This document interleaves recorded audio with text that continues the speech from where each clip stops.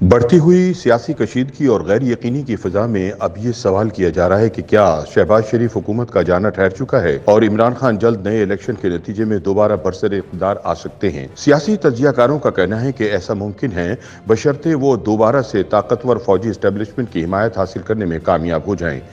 جب اپریل میں عمران خان کو بہت بے آبرو کر کے تحریک عدم اعتماد کے ذریعے اقتدار سے نکالا گیا تھا تو زیادہ تر تجزیہ کاروں کا خیال تھا کہ وہ اب دوبارہ کبھی وزیر اعظم نہیں بن سکیں گے، لیکن انہوں نے حکومت سے فارغ ہونے کے بعد جس شاطرانہ طریقے سے غیر ملکی سازش کا ڈھڈورا پیٹا، اس نے ان کی 4 سالہ حکومتی ناکامیوں پر پردہ ڈال دیا۔ اس کے بعد عمران نے اپنے دور میں IMF سے کیے گئے معاہدے کے باعث ہونے والی ہوش ربا مہنگائی کا مدعا بھی شہباز حکومت پر ڈال دیا اور عوامی ہمدردیاں سمیٹنا شروع کر دیں۔ عمران نے فوجی اسٹیبلشمنٹ اور عدلیہ پر کھل کر حملے کیے اور ہر طرح کے الزامات لگائے تاکہ وہ دباؤ میں آ جائیں۔ خیال کیا جاتا ہے کہ یہ عمران کی گالی گلوچ اور دھمکی کی حکمت عملی تھی جس نے فوج کو پیچھے ہٹنے اور عدلیہ کو ان کا ساتھ دینے پر مجبور کر دیا۔ چنانچہ اب ایک ایسا ماحول بن چکا ہے جس میں اسی سال نئے الیکشن ہونے کا امکان ظاہر کیا جا رہا ہے۔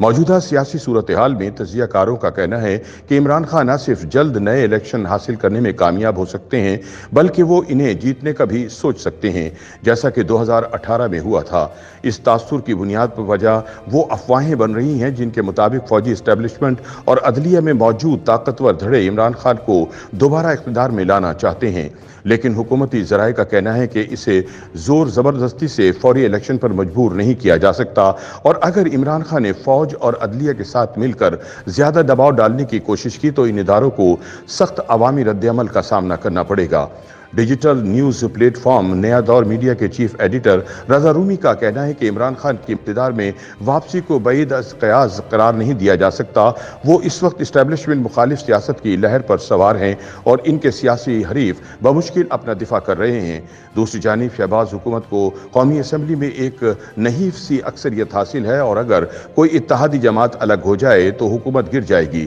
تاہم اس کے لیے ضروری ہے کہ فوج ایک مرتبہ پھر عمران خان کا ساتھ دینے کا فیصلہ لے لے۔ رضا رومی کے بقول فوجی اسٹیبلشمنٹ ایک بڑی مشکل میں پھنس چکی ہے۔ اگر یہ فوری الیکشن کی طرف نہیں جاتی تو عمران خان مزید سیاسی عدم استحکام پیدا کرے گا، اور اگر فوج الیکشن کی طرف بڑھتی ہے تو اس کے نتیجے میں پیدا ہونے والا معاشی بحران پورے ملک کو اپنی لپیٹ میں لے لے گا۔ دوسری جانب پاکستان کی موجودہ معاشی بدحالی کی ذمہ دار عمران خان نے یہ شاطرانہ موقف اپنایا ہے کہ معیشت کی بربادی کی ذمہ دار شہباز شریف کی حکومت ہے اور ملک کو دیوالیہ پن سے بچانے کے لیے ان کا اقتدار میں آنا ضروری ہے۔ اب سوال یہ ہے کہ عمران خان اقتدار میں واپس کیسے آ سکتے ہیں؟ تجزیہ کاروں کا کہنا ہے کہ عمران خان کی اقتدار میں واپسی کے لیے انہیں army chief general Qamar Javed Bajwa کو ایک مرتبہ پھر ادارے کی مکمل حمایت PTI کو دینے کے لیے قائل کرنا ہوگا۔ یاد رہے کہ فوج نے پاکستان کی 75 سالہ تاریخ میں ہر دور میں براہ راست حکومت کی ہے اور 2008 میں جمہوریت کی بحالی کے باوجود اقتدار کی اصل لگامیں اس کے ہاتھ میں ہیں۔ الیکشن 2018 میں جنرل قمر باجوہ اور جنرل فیض ہی بھرپور سیاسی انجینئرنگ اور مداخلت کے ذریعے عمران کو اقتدار میں لائے تھے، لیکن عمران اور باجوہ کے اختلافات تب شروع ہوئے جب PTI ملک چلانے میں مکمل طور پر ناکام نظر آئی، جس سے فوج کو عوامی غیظ و غضب کا نشانہ بننا پڑ رہا ہے۔ تاہم فوجی اسٹیبلشمنٹ کو دباؤ میں لانے کے لیے عمران نے اس کی غیر جانبداری کو ایک تانا بنا دیا۔ پنجاب کے حالیہ ضمنی انتخابات کے دوران عمران کی جماعت کی سوشل میڈیا ٹیم نے جنرل باجوہ اور ISI سربراہ لیفٹیننٹ جنرل ندیم انجم کے خلاف ایسی بھرپور مہم چلائی جس کی ملکی تاریخ میں مثال نہیں ملتی۔ اب جبکہ فوجی اسٹیبلشمنٹ عمران کی گالیوں کے زیر اثر پیچھے ہٹتی دکھائی دیتی ہے اور جلد نئے الیکشن کی باتیں شروع ہو چکی ہیں، تو عمران اور ان کے ساتھی دوبارہ سے جرنیلوں کو مکھن لگا کر اپنا ساتھ دینے کے لیے مائل کرنے کی کوشش میں لگے ہیں۔ اپنے اسٹیبلشمنٹ مخالف بیانیے سے یو ٹرن لیتے ہوئے عمران نے ایک حالیہ تقریر میں کہا کہ کمزور فوج کسی بھی ملک کے مفاد میں نہیں ہوتی۔ ہماری فوج ہمارا بڑا اثاثہ ہے اور لیڈروں اور جرنیلوں کے لیے یو ٹرن لینا بہت ضروری ہوتا ہے۔ غلطیاں سب سے ہو جاتی ہیں لیکن پھر انہیں ٹھیک کرنا چاہیے۔ سینئر صحافی سہیل وڑائچ کے مطابق عمران خان نے فوجی اسٹیبلشمنٹ کے دونوں ستونوں یعنی فوج اور عدلیہ کو شدید دباؤ میں رکھنے کی ضرورت ضرورت کو سمجھا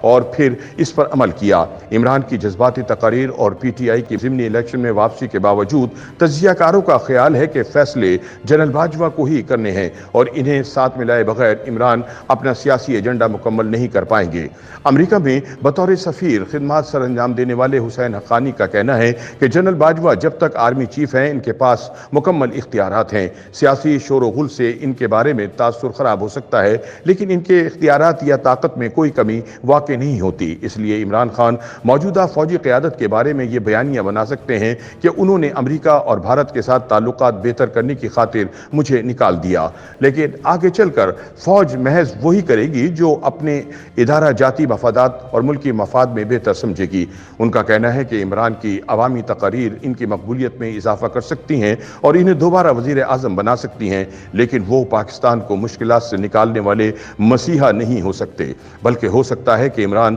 عوامی امیدیں آسمان پر لے جا کر انہیں پورا کرنے میں ناکام ہو کر پاکستان کو مزید معاشی تباہی اور انارکی کے گڑھے میں دھکیل دیں۔ YouTube پر گوگلی نیوز دیکھنے کے لیے youtube.com کی سرچ بار میں googly news T V type کریں۔ گوگلی نیوز کے پیج پر سرخ رنگ کے سبسکرپشن والے بٹن پر کلک کرنا نہ بھولیے۔ YouTube پیج پر اپلوڈ ہونے والی ویڈیوز سے باخبر رہنے کے لیے بیل آئیکن پر کلک کیجیے۔ آپ کو ہر نئی ویڈیو کے بارے میں نوٹیفیکیشن موصول ہو جائے گا۔